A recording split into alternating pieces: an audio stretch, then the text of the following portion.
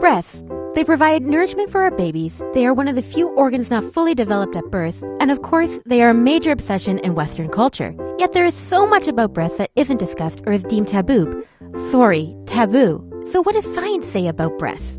Forget water into wine. What about blood into milk? Proteins, sugars, and fats are pulled from a mother's blood supply to make milk, and it is this action that has made mammals so successful. Unlike birds or reptiles whose young are dependent on parents to bring them outside food such as insects, mammals, from the word mammary, access their nutrition at a young age from the secretion of a mother's milk. Breasts come in all shapes and sizes, and though there is a positive correlation between breast size and weight, genes also play a crucial role in the size of boobs. 50% of the time, one breast is larger than the other, most commonly the left boob, known as breast asymmetry. This asymmetry is normal, and though scientists aren't entirely clear why, a possible contributor is the hormonal changes that happen during puberty. On top of this, the size of your breasts vary from week to week. Yup, the production of estrogen and progesterone throughout the menstrual cycle changes the size of your breasts. Both men and women have nipples and mammary glands, but usually only women have them develop at puberty. This characteristic is uniquely human, as other mammals' breasts only enlarge during nursing. The ring of pigmented skin surrounding the nipple is called the areola, which is covered in little bumps called Montgomery's gland. While lactating, the glands make oily secretions that keep the nipple lubricated and may also release compounds to make the nipple seem yummy for a baby.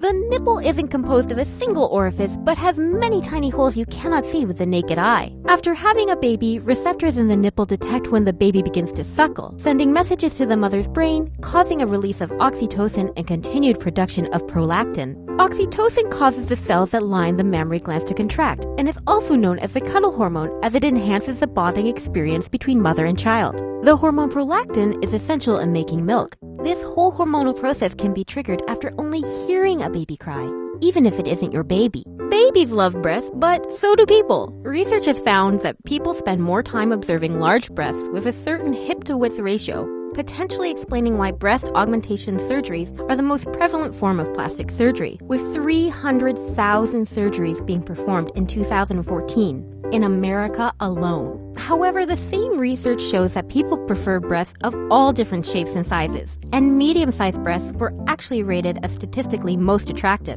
Breasts don't only create joy for others, but also for oneself. Studies show that stimulation of nipples enhance sexual arousal in 82% of women and 52% of men. Interestingly, an fMRI scan that mapped the brain's response to clitoral and vaginal self-stimulation found that the same areas lit up when a woman stimulated her nipples. Despite being an amazing source of both nutrition and pleasure, breasts are incredibly vulnerable. Breast cancer is the most prevalent form of cancer in North America. Cells that divide often are at a higher risk of mutation than cells that don't divide. And because breasts change and grow over the course of our lives, these cells are frequently dividing. The hormone estrogen also stimulates breast cell division, and there are environmental chemicals found in pesticides, industrial products, and even our food that mimic estrogen and can influence cell growth, increasing the risk of breast cancer. Research is discovering new risk factors of breast cancer, such as breast density, age of first pregnancy, and genetic predisposition to breast cancer genes, such as BRCA1 and BRCA2. This scientific knowledge can help increase prevention.